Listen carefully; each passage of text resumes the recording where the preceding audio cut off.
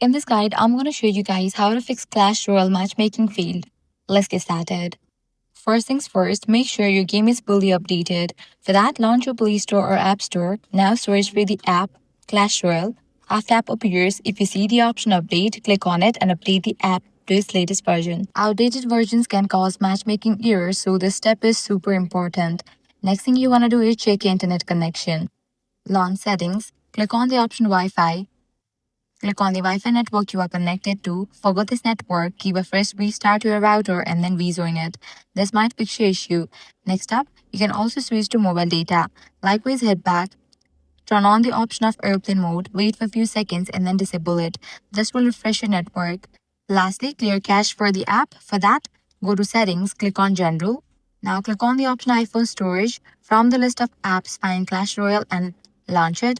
Now click on the option of load app, confirm it. For Android devices, you will need to press and hold on the Clash Royale app.